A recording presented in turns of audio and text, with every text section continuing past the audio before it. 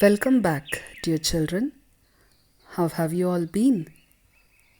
We all love birds, isn't it? That is why today I'm going to tell you a story about birds. This story belongs to the very famous series of witty tales known as Kagaka and Gubaka stories in Kannada, meaning stories about crows and sparrows. So, shall we start today's story? Children, can you tell me what color is the crow that we see today? Yes, it is black, isn't it? Well, long ago, the crows were very pretty to look at with their feathers as white as snow.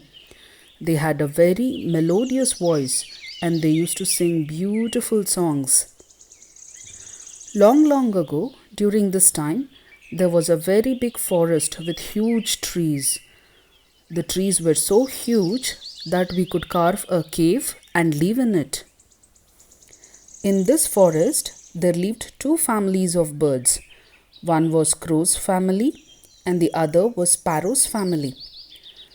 Both Crow and Sparrow built their houses on the very top of these huge trees. Crow was a lazy bird. Its house was built out of straws, mud, and cow dung. It used to be very dirty and had a bad smell. The crow was never cleaning her house. The sparrow was very hard-working. Its house was built with barks of trees and was very big with many rooms in it. It was so clean and nicely decorated with wool to keep her family protected in the winter. One day, there was a heavy rain with lightning and thunder.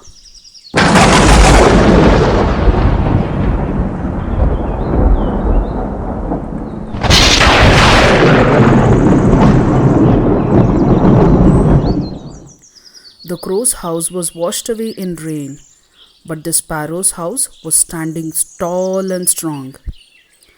The crow and her family were very sad and disappointed. They did not have any food to eat and did not have a place to live.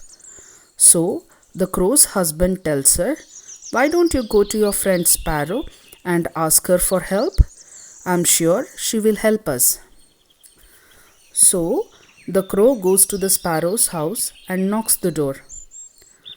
The sparrow opens the door and sees that it is her friend Crow who was at the door.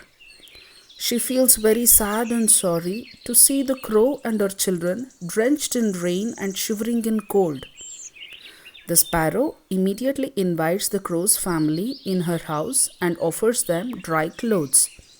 She also gives them hot soup and food. The crow's family was relieved and happy. They ate the food and slept together in the sparrow's house. The next day, the crow again came to the sparrow's house and told the sparrow, "Could you please help me and my family? We still don't have a house to stay and need some shelter while I build my house. Can I and my family stay in your house for a few days?" The sparrow again was very sad about their situation and agreed to let Crow's family stay in her house. The crow said to the sparrow, "Can we please sleep in your storeroom as we would feel like it is our home?" Children, do you know what is storeroom? Storeroom is also called as attic. This is the room in our house where we keep unused items. Sometimes we also store our food in this storeroom.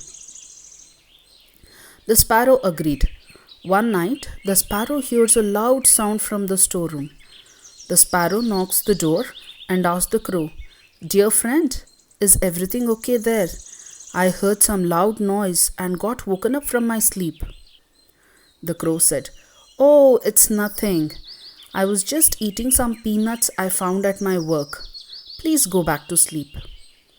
The sparrow trusted the crow and goes back to sleep. She kept hearing these sounds every night from the storeroom.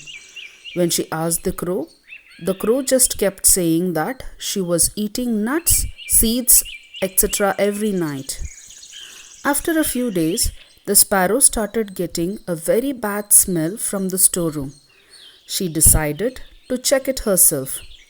She waited until the crow and her family had left her house. The sparrow goes to the storeroom and sees that it is full of mess. The food she had stored was all gone, and there was bird droppings everywhere. She understands that the crow and her family had been eating the food grains she had stored for winter. Children, the winter is very cold and gets dark early in the evening. So the birds, animals and insects cannot go out for long and collect their food. That is why they usually collect their food in summer and store them for winter. The sparrow then asks her husband to go and check if the crow's house was built and how many more days would it take to be finished. When the sparrow's husband checks, the crow had not even started building its house. Also, she was not only eating away the sparrow's food grains but also stealing it away. On hearing this, the sparrow got very angry and upset. She decided to teach a lesson to the crow and her family. That night, the sparrow closed the doors of her house early, even before the crow came. When the crow came with her family, she did not open the door and made her wait for a very long time. The crow knocked the door for the first time. The sparrow did not respond. The sparrow said after some time, "Please wait, I am cooking the food." The crow was very happy and started getting hungry. The crow again knocked the door after a while. This time, the sparrow said, "Please wait, I am serving the food for my husband." The crow was even more hungry this time. The crow again knocked the door after some time. The sparrow said, "Please wait, I am feeding my children." The crow was very hungry by this time and became very impatient. Meanwhile, the sparrow heated a few pans and boiled the water. After a long time, she opened the door and invited the crow's family for dinner. Since the crow's family was very hungry, they did not notice that the pans on which they were asked to sit was very hot.